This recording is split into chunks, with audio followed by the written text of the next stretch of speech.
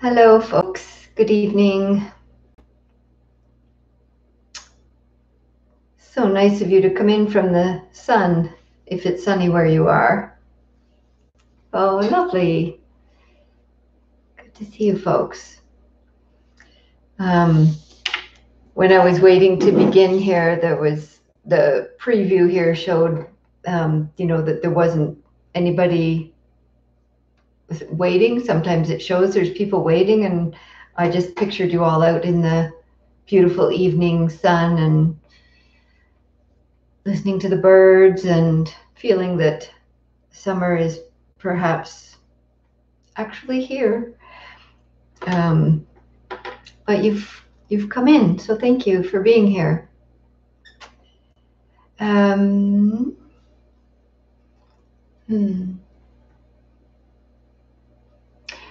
If you would like, kind of fun to start with a little question or a reflection.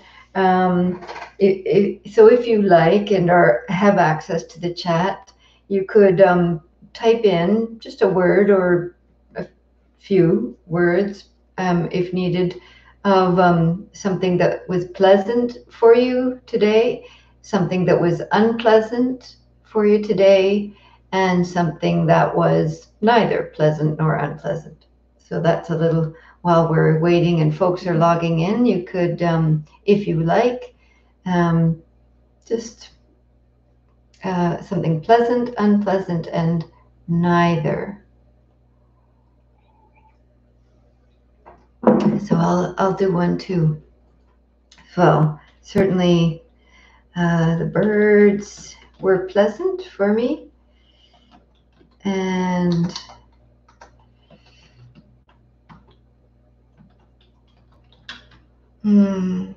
spending too much time inside on the computer was unpleasant. Unpleasant and neutral, or neither pleasant nor unpleasant. I'll just call it neutral for short. That's a hard one to notice because we don't usually notice neutral, but let me see.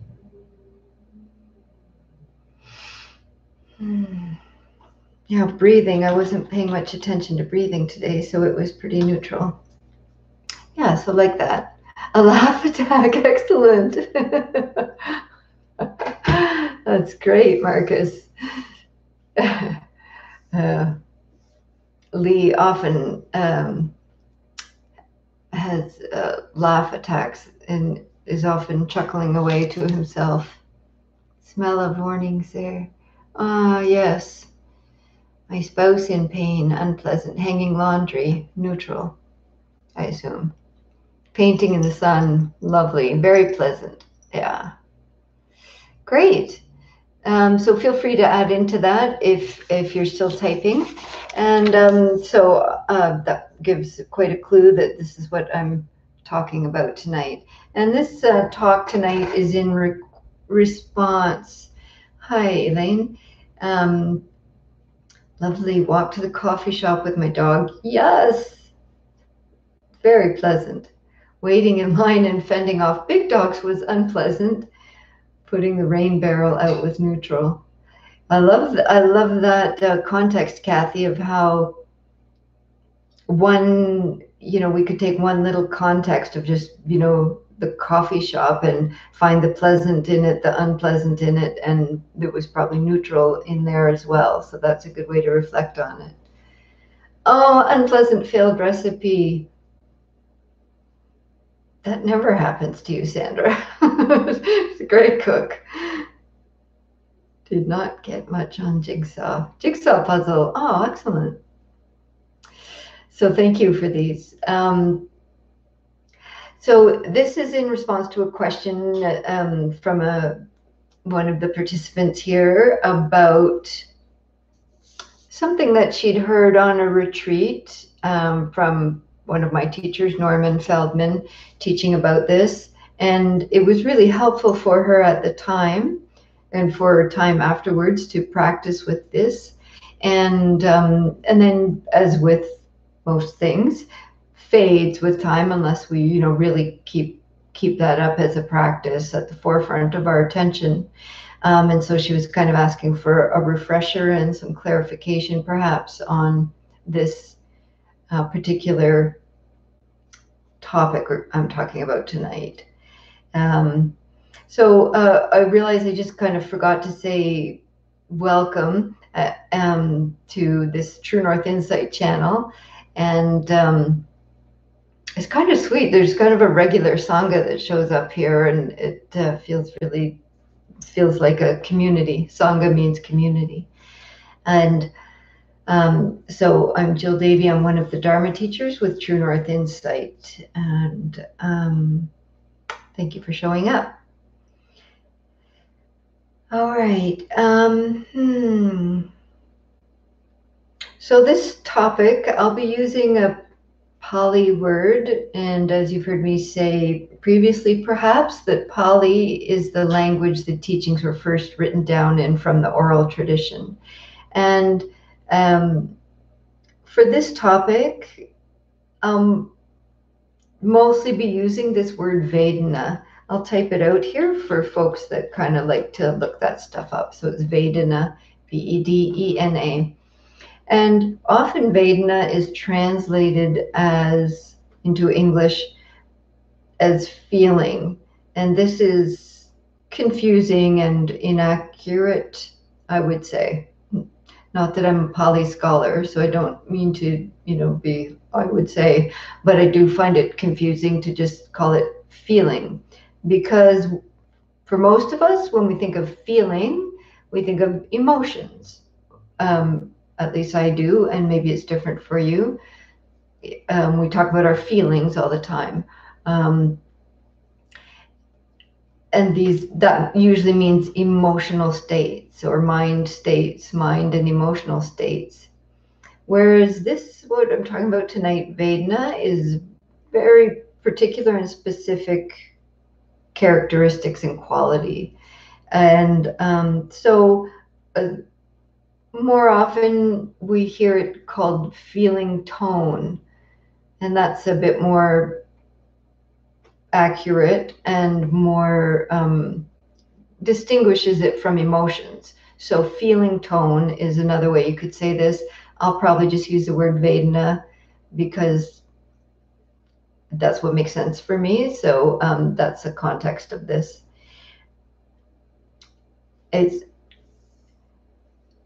This vedena is what's called the second foundation of mindfulness. There's 4 foundations of mindfulness. The first foundation of mindfulness is mindfulness of body. And in the teachings and over, the Buddha repeatedly gave weight and importance and stressed and a lot more teachings on mindfulness of body. It's like the foundation. It's the first foundation. It's the of a building, and it really is the largest part of our practice and where we want to pay attention. It's kind of the way in, and not just the way in. It's largely the way.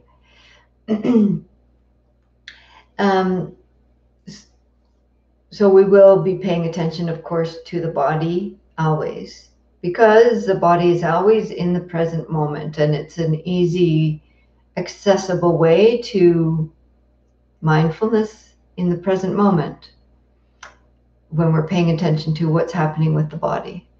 It also shows us a whole bunch of other insights. But tonight I want to talk about the second foundation of mindfulness, which is this feeling tone or vedena. And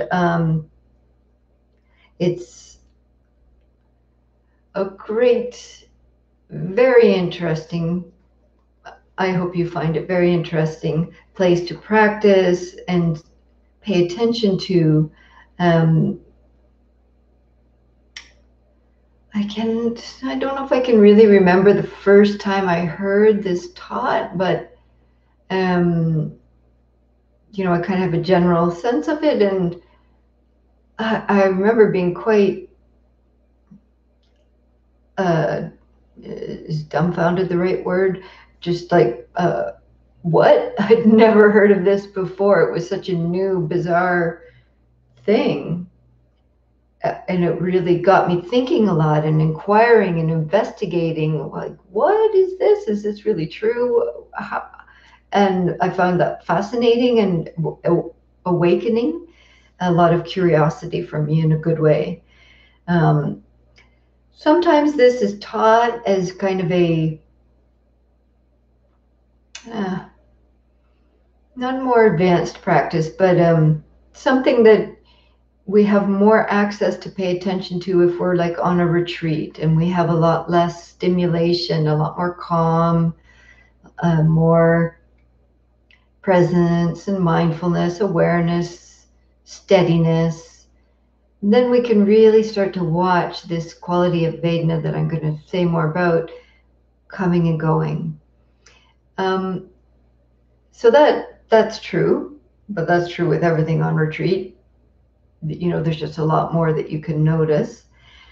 But I also think that this practice is accessible to anyone. So if you feel like you don't know anything about meditation and or mindfulness and don't have a practice, don't worry.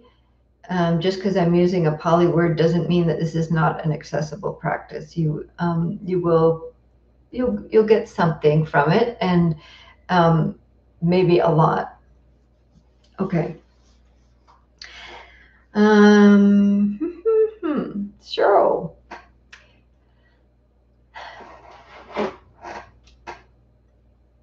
The way that we meet the world, the way that we interact with and know our world is through our sense doors. So in these teachings, there are 6 sense doors. Usually, not in Dharma teaching or meditation, we're aware of 5 sense doors: the eye, the ear, the nose, the mouth, the skin. Eye, ear, nose, mouth, skin. Yes, I did it 5. And also in this teaching, the mind is considered a sense door.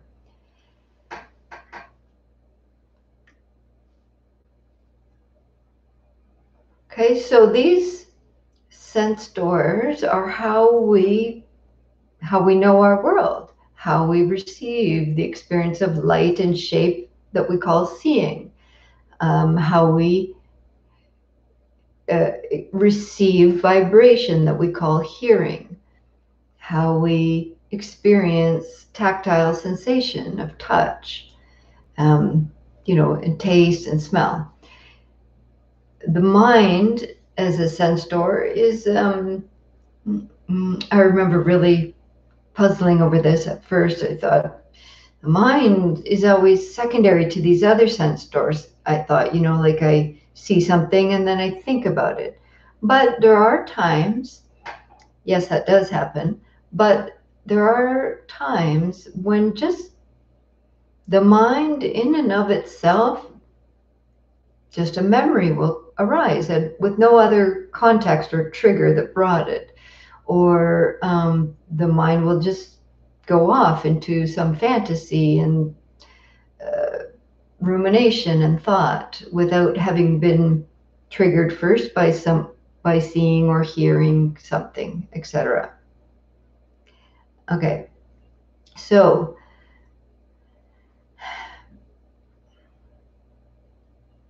every time something meets one of the sense doors, it's experienced as either pleasant, unpleasant, and what's called neither pleasant nor unpleasant.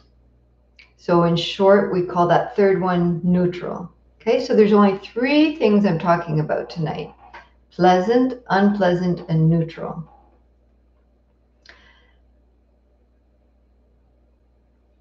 So I'm just going to talk about one sense door just to try and make it less confusing here. But anything I'm saying here can apply to all of the sense doors: eyes, ears, nose, mouth, touch, and mind. I keep having to count them that I'm not missing any. So if I just talk about seeing, the Mm, I'm just aware of folks that can't see. So I'll assume that everyone that's listening to this talk can hear because there isn't closed captioning here. So let's talk about hearing. So every vibration that meets this eardrum that I call hearing a sound, just in its first bare contact of the vibration with this organ, this sense organ of ear, is immediately experienced as pleasant, unpleasant, or neutral. So, for instance, today some of us had mentioned this. So, hearing the birds was a pleasant contact. Hearing a chainsaw next door would likely be unpleasant contact for me, or like a dog that just kept barking and barking, or one of my dogs that just keeps barking and barking. Unpleasant. And a neutral sound that's neither pleasant nor unpleasant might be, this, like if there was like the hum of the fridge, how you don't even notice it sometimes until it goes off, and then you're like, oh, that was loud. But it just kind of becomes a background noise. It's not really noticed. It's not unpleasant or pleasant.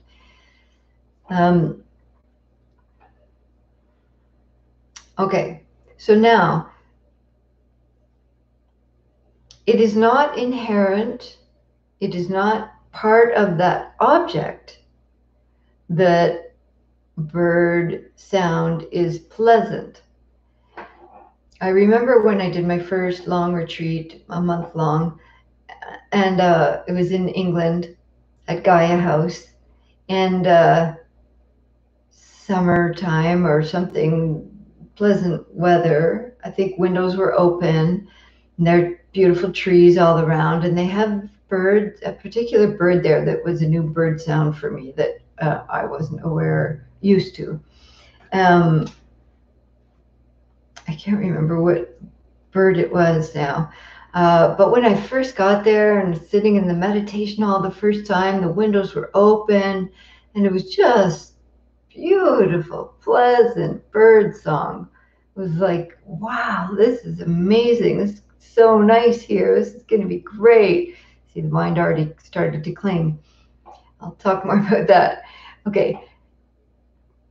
It wasn't too long before it became unpleasant, where I was more, wanting some quiet or calming down or something. And then I was like, oh my Lord, shut the birds up. They just wouldn't stop. It just went on and on. And like tons of birds. There's so many. And it just was like birds, birds. So you see what I'm saying? It's not the birds singing that is inherently pleasant, because sometimes it could be unpleasant. And then perhaps like the sound of a chainsaw, which for me would be unpleasant if it was nearby. It's like someone's cutting down trees.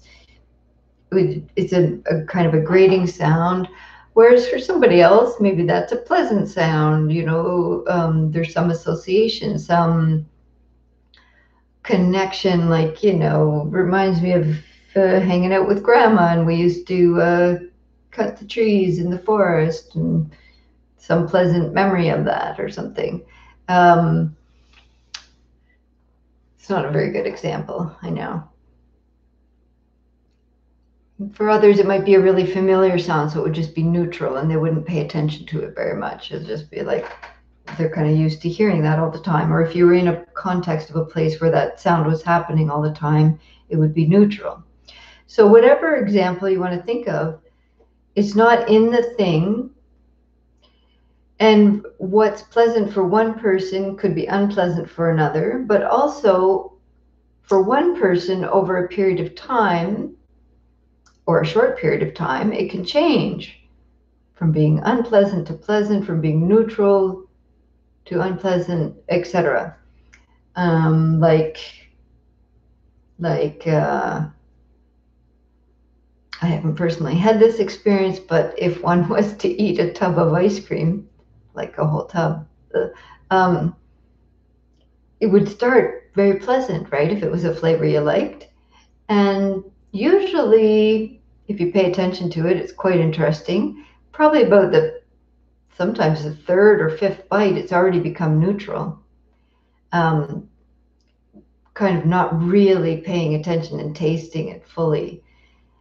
And if you, for some reason, were like forced to eat the whole tub of ice cream, well, already being forced is unpleasant. But if for some reason you were eating the whole tub of ice cream, by the time you got to the bottom of it, it would be unpleasant, I would think.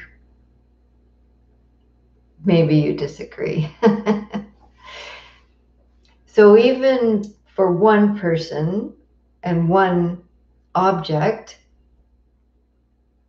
the vedena, the feeling tone, is not a consistent thing, and it's not inherent in the object.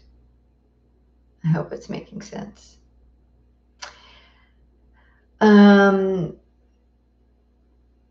Yeah. So what this means is that it's not something we try to control.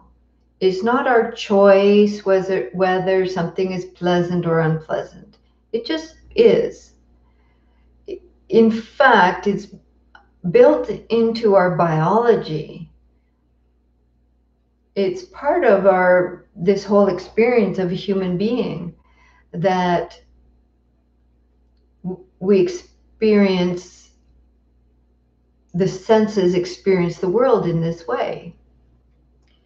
And it's likely built into our biology as a mechanism of survival, right? So that something is unpleasant or painful or smells noxious, or feels hot or prickly, or sound is making a dangerous sound, that we're going to move away from that. And if it's something that is pleasant in any of the sense doors, we're going to move towards this. It's just kind of a survival mechanism, I think, built into our biology. So it's part of our biology, but it's also part of our conditioning. So what's an example of that? So I don't know why I'm thinking of this.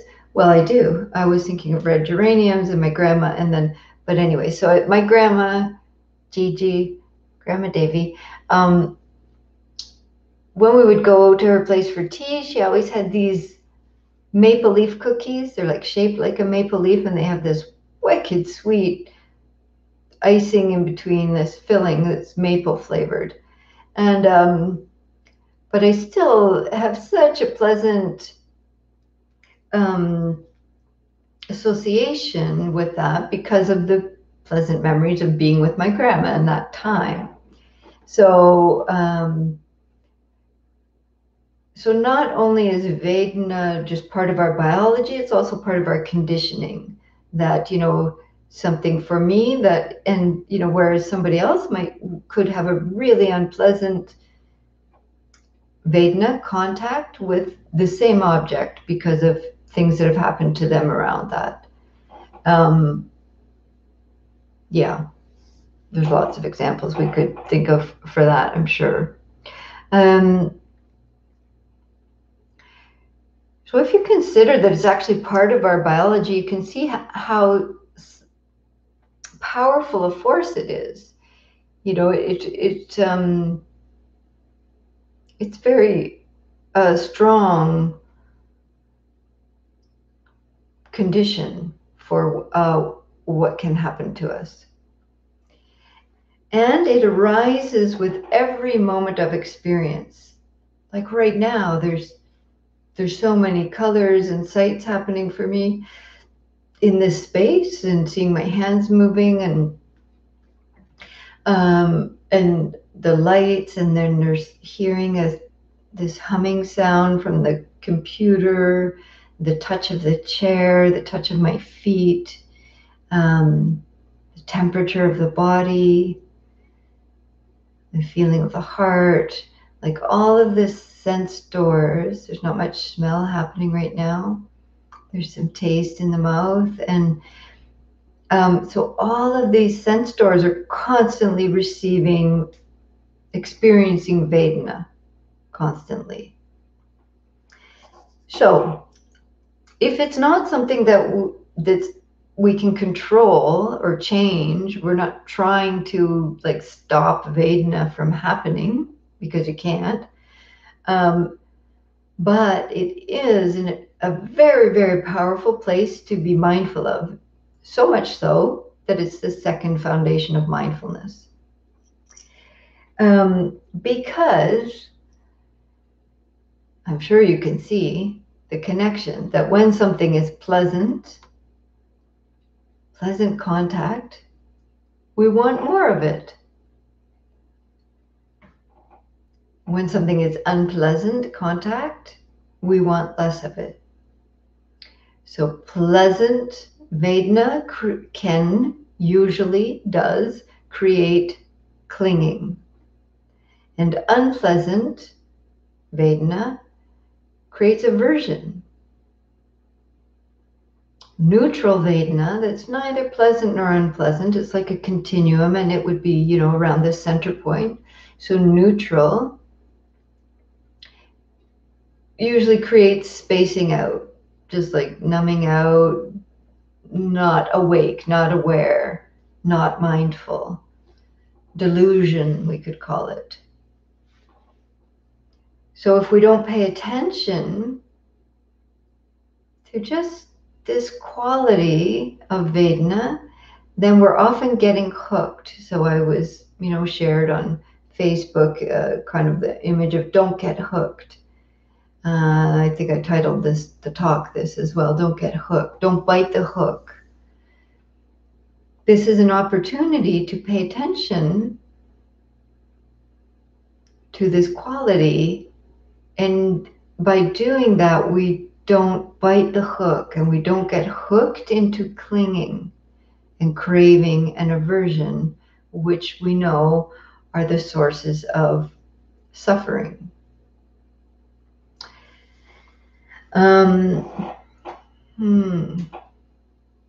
So we do have a choice. The place we have choice, meaning freedom, is how we respond to vedana.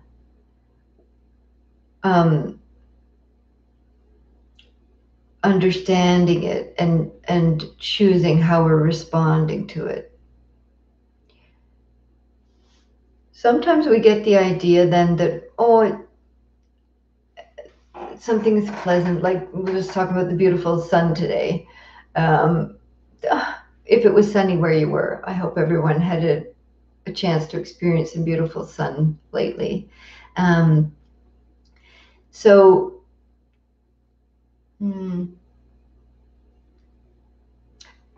Just by knowing its quality of pleasantness, you can just be there.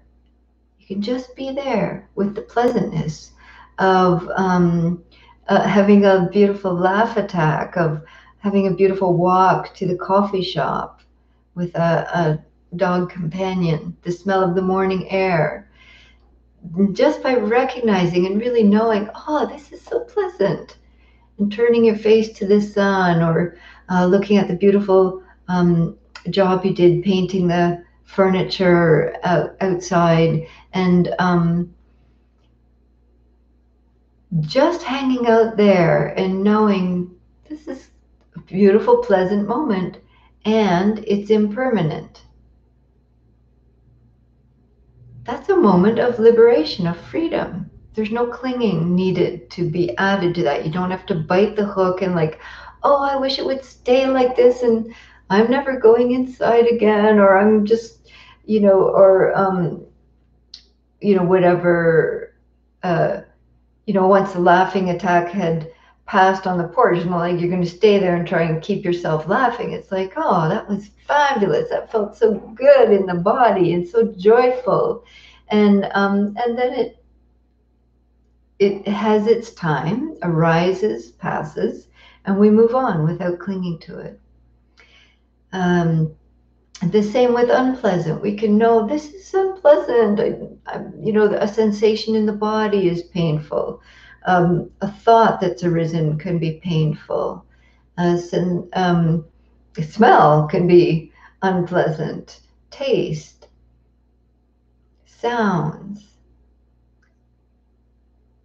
Certainly, there's been times when I've been meditating in our yurt studio in the forest, and neighbors did uh, start up their chainsaw.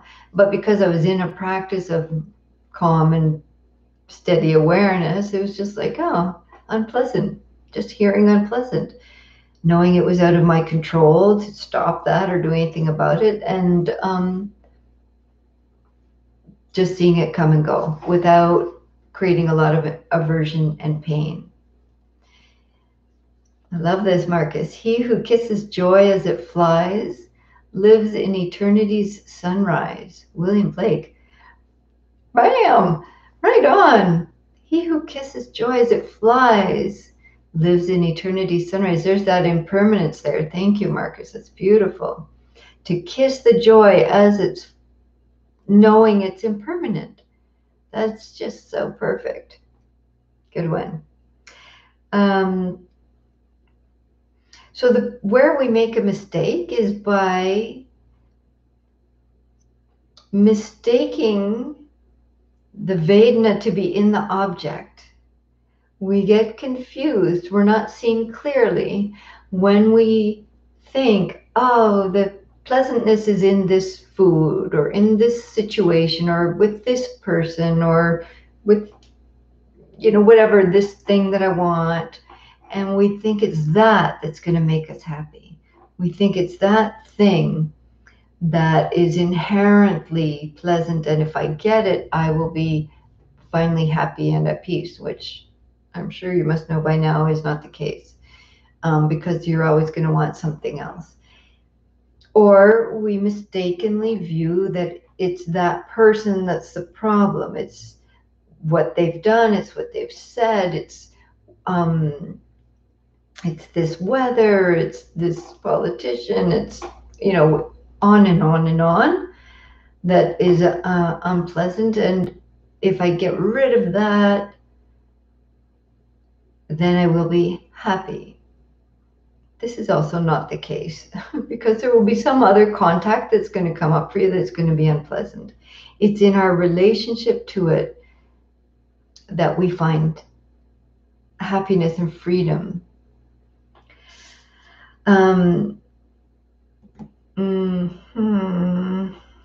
Okay, let me just see where I am and where I'm going. Okay, so oftentimes we can practice with this quality of vedena after the fact. It's like, I've already bitten the hook. I already am in aversion or in clinging or spaced out by not paying attention. And we can kind of reflect back a little bit and see, like, I had an example of this recently. I don't know if I can think of it, but so I see I've already gotten triggered about something. So it's probably something unpleasant. And then I can sometimes,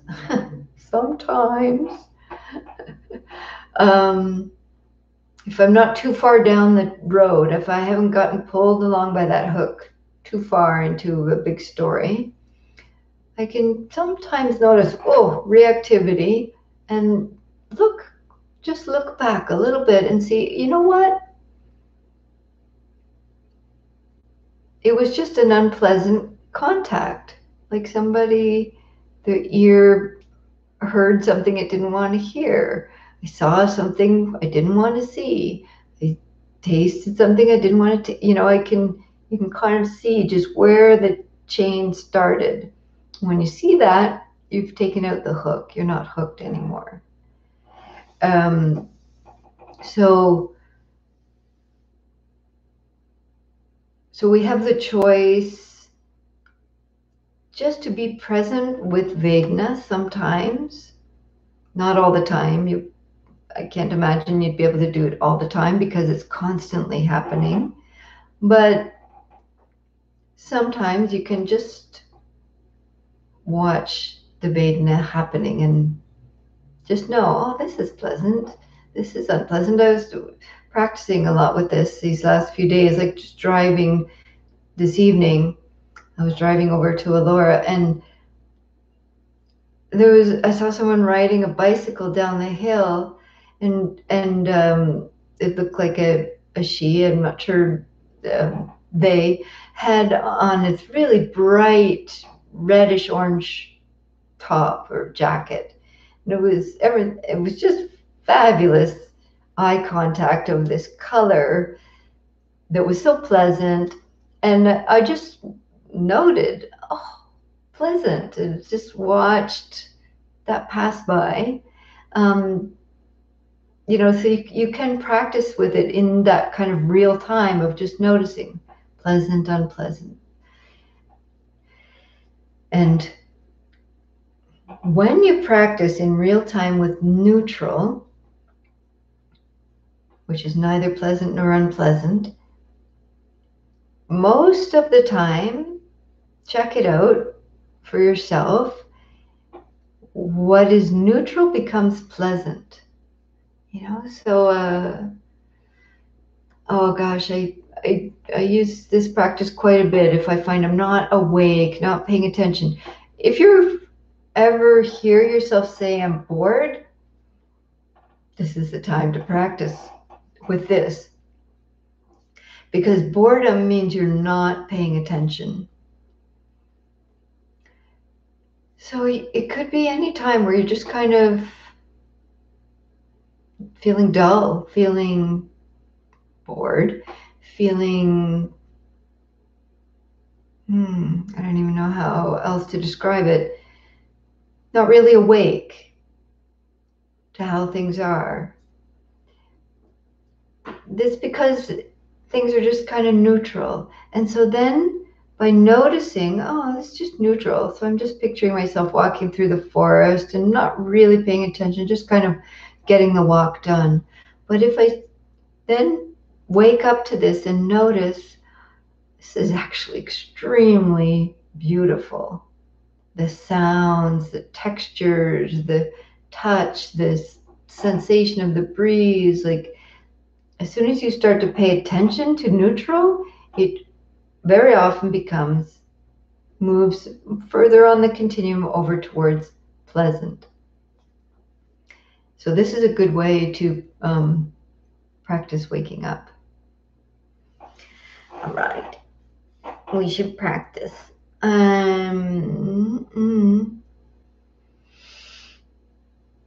The thing with all of this vedana is that it's all impermanent and conditioned. They're like bubbles. Pleasant, it kind of blows like a bubble blowing up and then bursting. And when you practice with it in this way, then strong attachments to likes and dislikes weaken. And then you have more freedom, more peace, less suffering. Because when you have a strong attachment to what you like and what you don't like, well, you know what that's like. That was good. When you have strong attachment to what you like and what you don't like, you know what it's like. It's painful. It's painful. Because you try to keep what you want and get rid of what you don't want. And you can't. You don't have control over all that.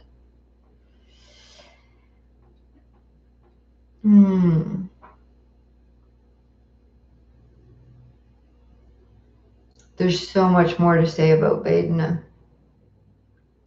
It's one of the places of liberation, of freedom, of releasing ourselves from clinging, releasing ourselves from clinging particularly to ourself, this idea of myself.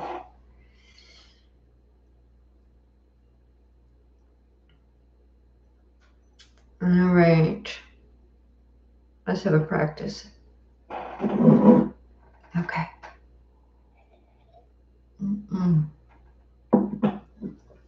So get comfy in your posture.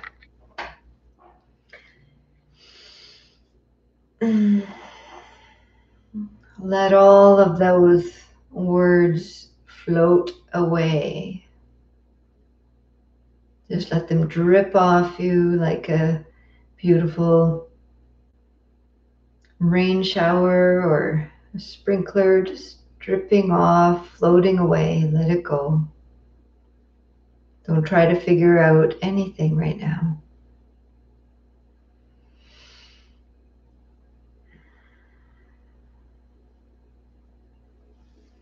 Just find a posture that is awakeful and relaxed.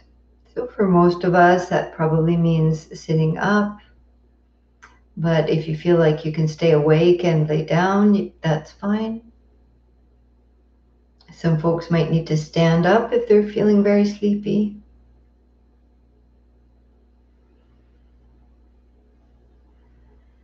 And then begin to rest your hands. If your hands are busy doing something else, just for this short practice, 15-20 minute practice here, let your hands come to rest.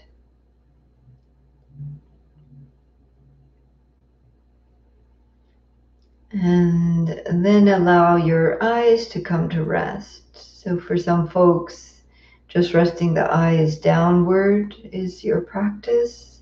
That's fine. Or you could rest your eyes all the way closed. Just so the eyes aren't feeling so active and searching and entertaining ourselves with seeing.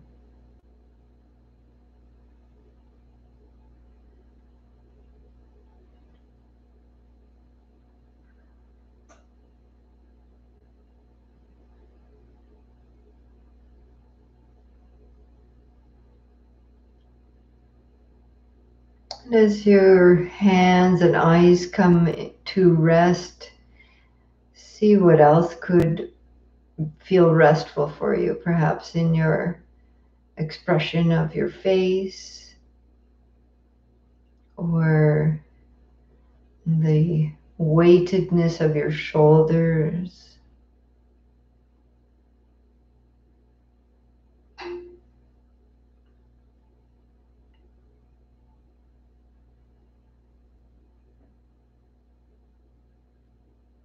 Softness across the chest and belly.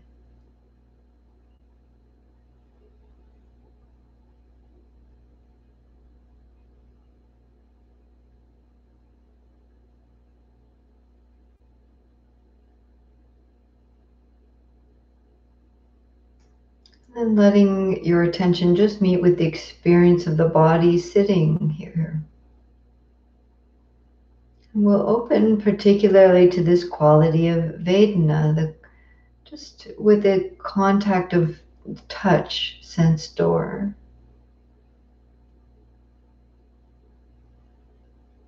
You can feel some areas of pressure or contact.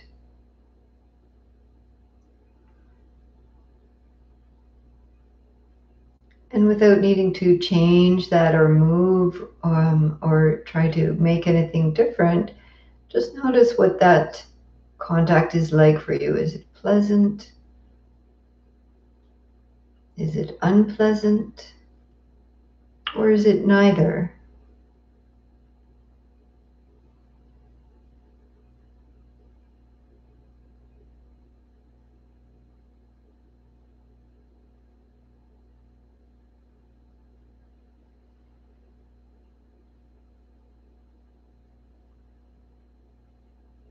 And then for some folks, somewhere in the field of just the body and sensing and feeling touch. There may be pain sensations. There may be unpleasant sensations in the body right now.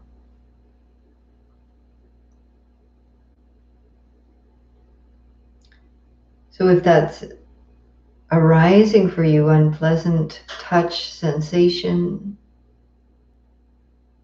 unpleasant vedena, just notice that as a direct experience without adding a strong aversion to it. One way we can do this is by just really getting a little curious about that sensation.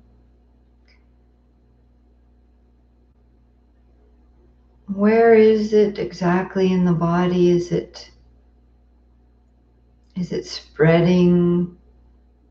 How far does that sensation extend? And some curiosity, is that sensation, is there a sense of hotness with it, or coolness, or heaviness, lightness, vibration,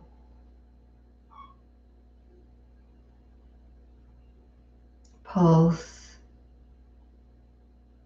So just a few moments of curiosity with a sensation can help it to become from unpleasant into a little more neutral.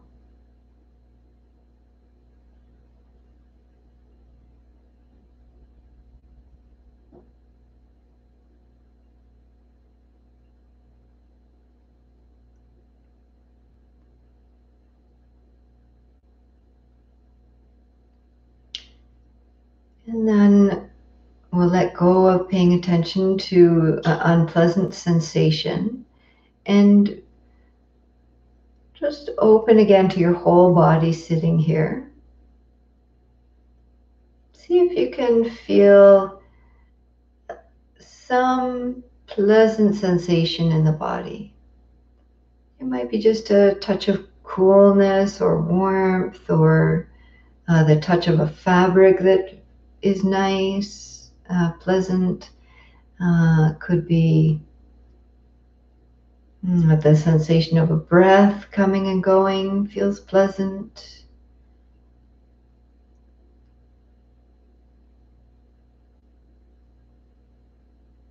Something could be very subtle or small, but just see if you can notice any pleasant sensation of contact and touch. And then again, just be curious about how is that sensation? What does it feel like really? How would I describe it without clinging to it? Just knowing this pleasant vedana without needing it to spread or stay, or sometimes we can feel an area of tingling in the body, top of the head or the hands.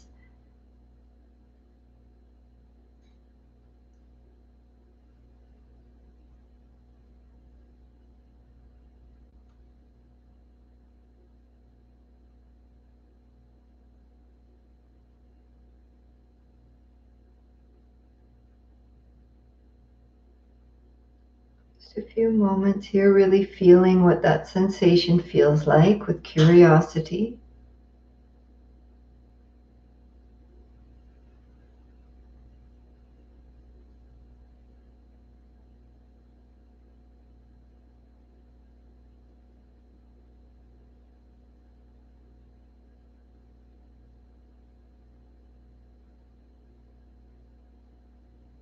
And with all of these sensations, we can notice that they're impermanent.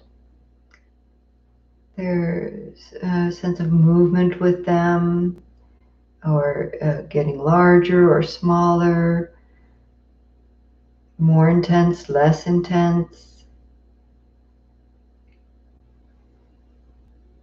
Sometimes it's there, sometimes it's not.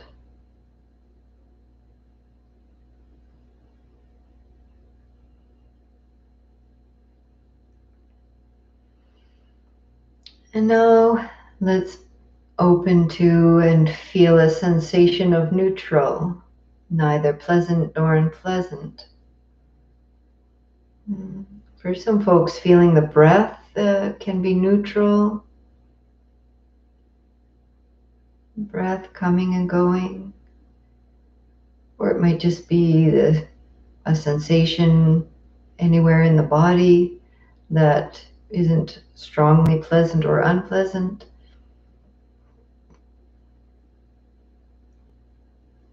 It could be just a little area of the body, like the tip of your nose. So just choosing one sensation of the body right now that doesn't feel strongly pleasant or unpleasant, something neutral. And then just stay and pay attention there.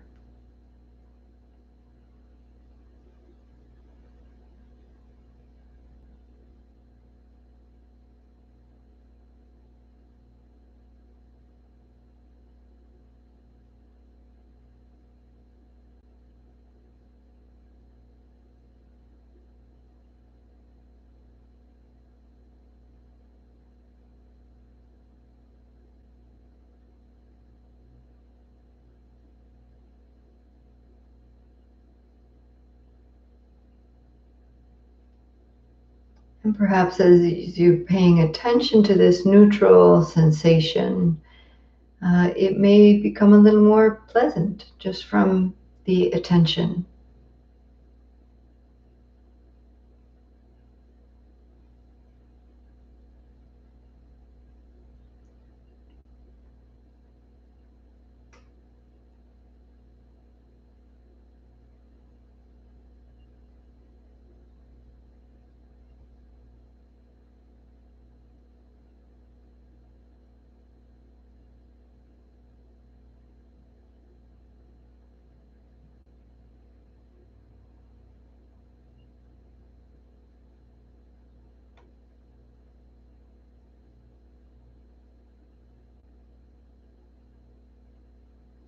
And now, lastly, let's pay attention to one more sense door here. Let's open now to the experience of hearing that's happening for you right now.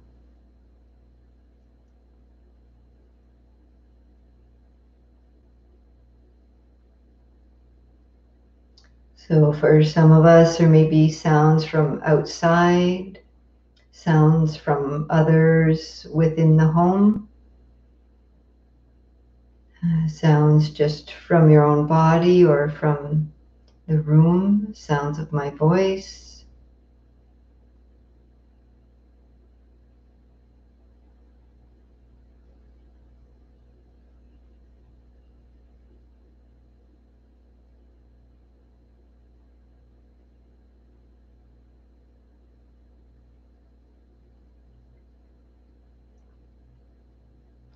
And this practice may be particularly helpful for you if there's unpleasant sounds happening around you or in your home or others making noise that you don't want.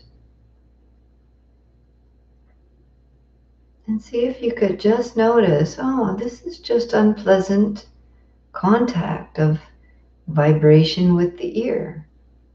And it doesn't have to become aversion.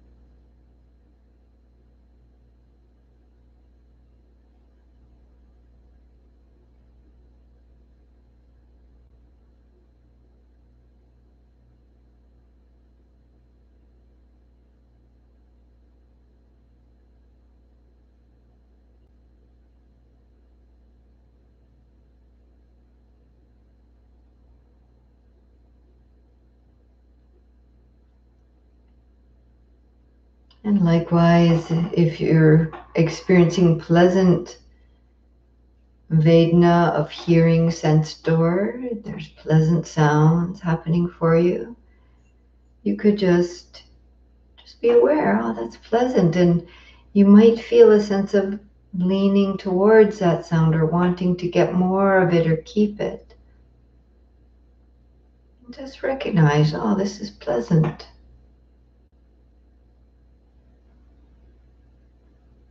And it's impermanent.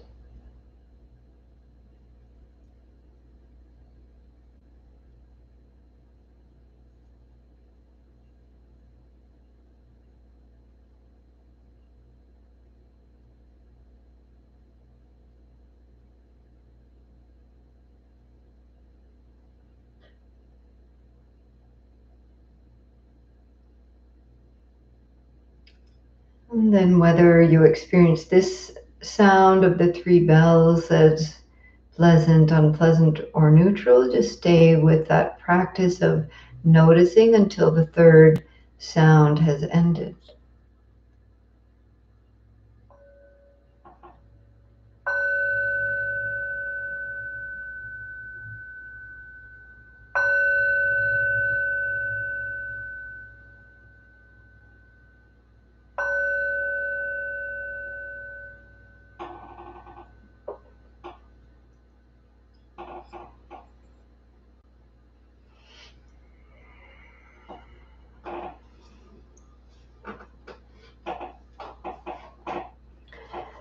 So we have a few minutes here.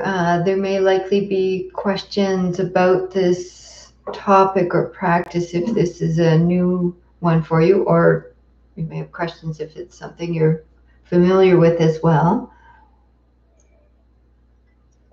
So feel free to add those into the comments. I know it's hard to type out questions rather than just talking, but know that I am available for phone support or video meeting if you have you have other practice questions that you want support with. Oh, that's great. Thanks, Patty. So one thing here is also to notice remember the first foundation of mindfulness is body. So these are really related, body sensation and vedena. So we can notice what are the sensations that happen with pleasant vedena. You know, maybe you could notice like if there was pleasant sounds happening for you there's kind of almost a leaning, like it's like the ear tries to get bigger to kind of get more, or you might, when you see something pleasant, the body tends to move towards it, or there's an opening, there's sometimes a reaching of wanting. And when we're experiencing unpleasant vedana, there's also bodily sensations of contracting and moving away and contraction of some sort. So this is another way that we can pay attention to this, is feeling the sensations that can lead into more clinging and aversion or spacing out. So we've curious to know where the ringing of the bell 3 times originated. Who came up with this tradition? Is there something meaning behind 3 rings? It's really, no, it's not so much a thing. That lots of teachers will just ring a bell once. For me, I ring it 3 times. Some ring it twice as well. Like it's a thing. So for me, if I ring it the first time too hard, it gives me 2 more times to quiet it down. Or if the first time it was like too gentle, couldn't hear it, then I've got 2 more times to kind of get it a little bit louder. So I like having 3 so I can just kind of tweak the sound if it was too shocking or too quiet. Also, for me, it kind of represents the triple gem of Buddha, Dhamma, Sangha, our Buddha nature, the Dharma, and community is called the triple gem. And so 3 times resonates for me with that. But there's lots of teachers that just at the end of a sit will ring it once. So that's just my personal meaning. It's not a requirement. Any questions about practice or vedana?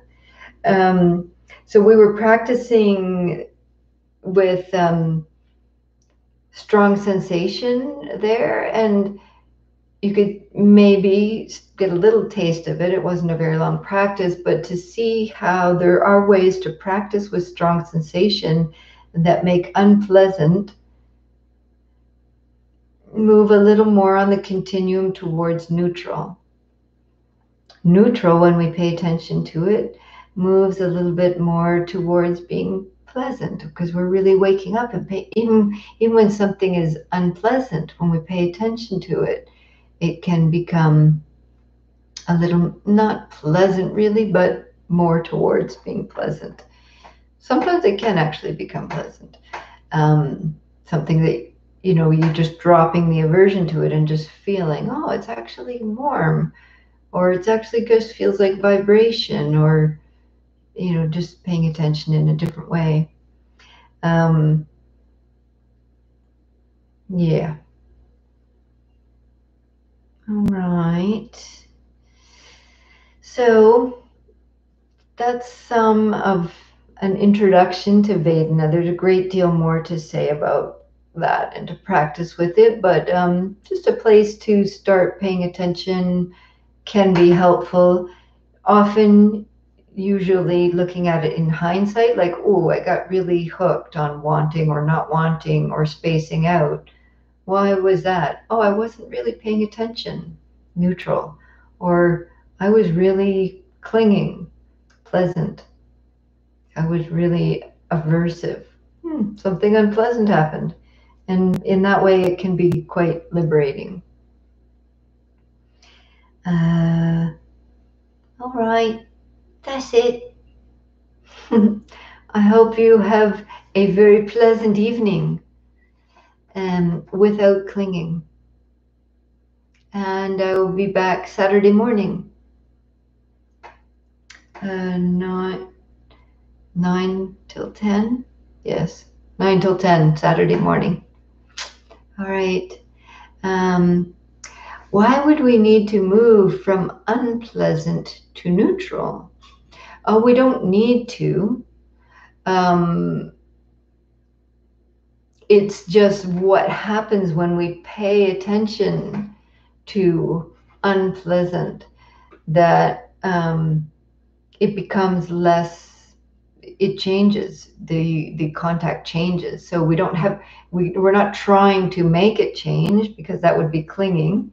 It's more noticing how attention affects Vedana, how paying attention stops it from becoming an aversion to unpleasant, just by paying attention to unpleasant. In this example, we're just talking about a physical sensation, but it could be any unpleasant Vedana. Paying attention to it with this curiosity, it becomes less charged, less triggering. We don't bite the hook and get hooked into aversion. So it moves a little bit more towards being less unpleasant and more towards neutral. Yeah. Hi, Giselle. Okay. Thanks for tuning in, folks, and feel free to message me if you have more questions. Good night.